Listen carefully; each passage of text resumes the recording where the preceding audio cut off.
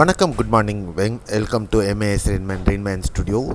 MAS ரெயின்மேனின் வெங்கடேஷன் இனிய காலை வணக்கம். இது என் தனிப்பட்ட வானிலை அனுமானம். அதிகாரப்பூர்வ வானிலை முன்னறிவிப்பு மற்றும் தகவல்களுக்கு இந்திய வானிலை ஆராய்ச்சி மையம் மற்றும் அரசுசார் அறிவிப்புகளை பின்தொடருங்கள். அதே நேரத்தில் நம்ம சேனலை நீங்கள் சப்ஸ்கிரைப் பண்ணலன்னா சப்ஸ்கிரைப் பண்ணிவிட்டு பக்கத்தில் இருக்கிற பெல்லைக்கான் தொட்டு ஆல் நோட்டிஃபிகேஷன் எனேபிள் பண்ணிக்கோங்க. மறக்காமல் ஆல் நோட்டிஃபிகேஷன் நீங்கள் எனேபிள் பண்ண தான் நம்ம கொடுக்கக்கூடிய உண்மையான தகவல்கள் மற்றும் என்னுடைய முழு உழைப்பும் உங்களை வந்து சேரும். மேலும் இந்த வீடியோவை லைக் பண்ணிவிட்டு ஒரு ஷேரும் உங்கள் நண்பர்கள் உறவினர்களுக்கு பண்ணிடுங்க. இன்றைய வானிலை அனுமானம் 9 அக்டோபர் 2025 உங்களுக்காக. இன்றைய வானிலையில் நம்ம மிக முக்கியமாக கவனிக்க வேண்டிய விஷயம், இந்த படத்தில் 2 ஃப்ரேம் இருக்குது. ஒரு ஃப்ரேம் வந்து மேலே சின்னதாக ஒன்று கொடுத்துருப்பேன். அதில் இருக்கக்கூடிய அமைப்பு என்னென்னா, குமரிக்கடல் பகுதிகளில் மன்னார் பகுதிகளிலிருந்து அரபிக்கடல் பகுதிகளை ஒட்டிய பகுதிகள் வரலையும் ஒரு வளிமண்டல மேலடுக்கு சுழற்சியானது நேற்று இரவு உருவாக்கி நீடித்து கொண்டிருக்கிறது. இதுதான் அடுத்த வரக்கூடிய நாட்களில் ஒரு ஹீரோவாக இருக்கிறதுக்கு வாய்ப்பு. இதனால் வெப்பச்சலன மழை தமிழகத்தில் பெரும்பாலான பகுதிகளில் இந்த ப்ரீ மான்சூன் ஷவர் வடகிழக்கு பருவமழை தொடர்வதற்கு முன்னாடி ஏற்படக்கூடிய மழை நிகழ்வை இந்த பகுதிகளில் தமிழகம், ஆந்திரா, கர்நாடகா பகுதிகளில், கேரள பகுதிகளில் ஏற்படுத்திக்கிட்டு இருக்கு. அதே நேரத்தில் அரபிக்கடல் பகுதிகளில் இந்த சக்தி சைக்ளோன் முற்றிலுமாக வளமிழந்து ஒரு தாழ்வு பகுதியாக நீடித்து கொண்டிருக்கிறது.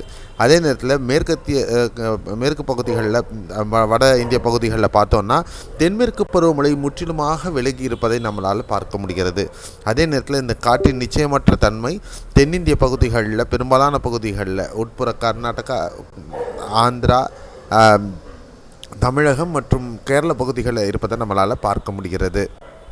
அதுவும் அந்த இன்ஸ்டபிலிட்டின்னு சொல்லக்கூடிய இந்த காற்றின் முறிவானது ஸ்ட்ராங்காக இருக்குது. இது வந்து இந்த காற்று திசை மாறுவதற்கு முன்பால் ஏற்படக்கூடிய அமைப்பு நம்ம பல நாட்களாக உங்களுக்கு சொல்லிக்கிட்டு வரோம். அடுத்த 24 மணி நேரத்திற்கான மழை வாய்ப்புள்ள பகுதிகள் பற்றின அப்டேட்.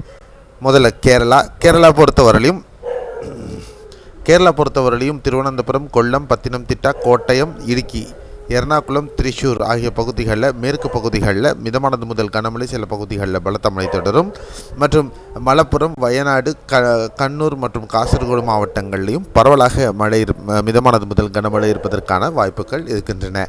கர்நாடக பகுதிகள் பொறுத்தவரையிலும் பெரும்பாலான உட்புற பகுதிகளில் கனமழை தொடர்வதற்கு வாய்ப்பு. குறிப்பாக கேஜிஎஃப், கோலார், சிக்பலாப்பூர், பெங்களூரு மற்றும் ராம்நகரா மாவட்டங்களில் பெரும்பாலான பகுதிகளில் கனமழை, சில பகுதிகளில் பலத்த மழையும் இருக்கும்.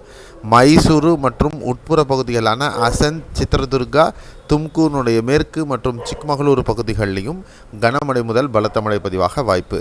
பெல்காம், உத்தரகன்னடா, தார்வாத், கடா, கோப்பல், பெல்லாரி, ವಿಜಯನಗರ, ಹಾವೇರಿ, ಶಿವಮೊಗ್ಗ, ಉಡುಪಿ, ಚಿಕ್ಕಮಗಳೂರು, ದಕ್ಷಿಣ ಕನ್ನಡ, ಕೊಡಗು, ಅಸನ್, மாண்டியா, சாமராஜ்நகர், தும்கூர் ஆகிய பகுதிகளில் பரவலாக மிதமானது முதல் கனமழையானது பதிவாக வாய்ப்பு. கல்யாண கர்நாடகாவில் பெரும்பாலும் மழை இருப்பதற்கான வாய்ப்புகள் குறைவாகவே இருக்கும்.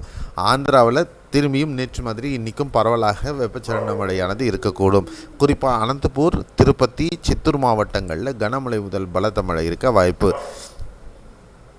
இப்போது தெலுங்கானாவில் பொறுத்தவரை மழை முற்றிலும் குறைந்திருக்கிறது. தென்மேற்கு பருவமழை அடுத்து இன்று அல்லது நாளை பெரும்பாலான வட இந்திய பகுதிகள், மத்திய இந்திய பகுதிகளிலிருந்து விலக்கி கொள்ளப்பட வாய்ப்பு இருக்கிறது.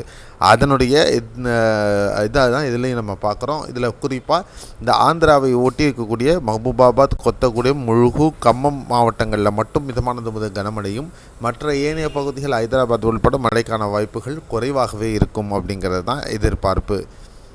இப்போ தமிழகத்துக்கு வந்துடலாம். தமிழகத்தில் நேற்று மாதிரி இன்றைக்கும் பரவலாக பல பகுதிகளில் மிதமானது முதல் கனமழை பதிவாக வாய்ப்பு இருக்குது. ஒரு 10-11 மணிக்கு எல்லாமே மழை ஆரம்பிச்சிடும். பெரும்பாலான பகுதிகளில் கிழக்கிலிருந்து வரக்கூடிய கடல் காற்று காரணமாக இந்த கடலோர மாவட்டங்களில் ஒரு சில பகுதிகளில் மட்டும் லேசான மழை அல்லது மிதமான மழையாக அந்த மேகங்கள் உட்புற மாவட்டங்களை நோக்கி செல்லும் பொழுது, அதான் மாய்ஸ்சர் மூவிங் இன் அப்படின்னு சொல்லுவோம், ரெமனண்ட் மாய்ஸ்சர் மூவிங் இன் அப்படின்னு சொல்லுவோம். அந்த மாய்ஸ்சர் உள்ளே போகும்பொழுது, அந்த ஈரப்பதம் உள்ளே போகும்பொழுது காற்றின் முறிவு பகுதிகளுக்கு நல்ல ஒரு மழை மேகங்களை உருவாக்கக்கூடிய அமைப்பு ஏற்படும்.